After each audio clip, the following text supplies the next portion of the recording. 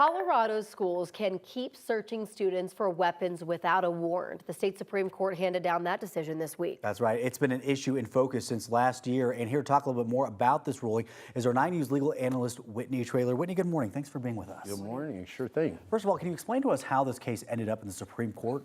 Yeah, I think the underlying facts are important. So what happened was there was a freshman at Kennedy High School, and he had gotten essentially deemed delinquent. He'd been charged with 2 gun offenses, and therefore they put him on a safety plan. This was towards the end of his freshman year. So he was on the safety plan. In the summer, his mom tried to enroll him at another school. They ended up back at Kennedy, and they didn't do a reentry plan, which is part of it, to say, hey, you're still on the safety plan. And the safety plan said you can't go into backpacks and you can't go into lockers, and you get searched daily. So that was at the end of his freshman year. So starting his sophomore year, the first 2 days they didn't search him. It was the third day they searched him, and then they found a loaded gun. He was then charged and ultimately found convicted for that and on the delinquency. And what they did, they argued that, hey, this was an unreasonable search under the Fourth Amendment because he didn't have notice, it wasn't reasonable, and all these other things. And the Court of Appeals said no, they agreed with DPS, they had the right. And then, of course, as you just said, the Supreme Court ruled and said, yes, DPS had the right, even though he wasn't given notice or have a reentry plan. This all comes to down to constitutional rights, right? Yes. They were saying that theirs were violated, but the Supreme Court's essentially saying you still have the rights. It's just applied differently when it's in school, right? Well, essentially, yes. So the Fourth Amendment, so the Bill of Rights, the first 10 amendments give us as individual citizens protections from the government. So the Fourth Amendment is a beautiful thing. It says the government, without a warrant or without reasonable suspicion, cannot just stop and search us. And so that was the argument here. But at school, you have less privacy rights, and that's just been by case law and other reasons. So because they have a safety issue, of course, the schools have to maintain that safety. And so here the question was, well, should he have gotten notice because those first 2 days they didn't tell him his safety plan was still in place? And the court rejected that outright. They said, you know, look, if this was maybe in November, if it had been 3 or 4 months and they hadn't searched him and then suddenly searched him, then maybe so. But here, just because it was the first 2 days they didn't search him, you know, they're saying it was fine. And a lot of people are saying, well, they found a loaded weapon on him. This should be an open and shut situation.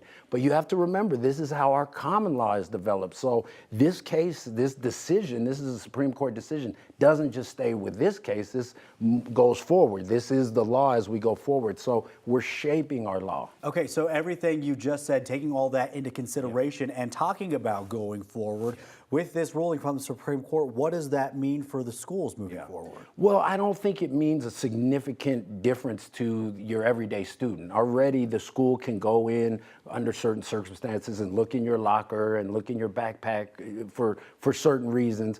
But here, this is specific for someone on a safety plan. So this was not just an arbitrary search. They didn't have any basis to search, or they didn't think there was anything going on. This was somebody who was on a plan. So I think this will have more impact with students on their safety plan. But again, this is really how our common law system works. And so this is a beautiful thing to see how our law is developed. This is one case, but again, it's going to be applicable going forward. And then we may have another case with different facts, slightly different facts, maybe the same scenario, but somebody wasn't on a plan, or maybe it was a month and a half later. And the court may rule different in those cases. But right now, this is how we shape our law. Well, I think after the East High shooting, right? I mean, that's what people think of. This case wasn't from that. Again, it's from this J.F. Kennedy High School case. But I think a lot of people have been asking for better understanding about these pat downs and how to move forward. And so this is kind of helping guide that. Totally. And the Attorney General, Phil Weiser, they put a whole memo out on how to deal with these types of issues. And I think you raise a great point, Corey. The parties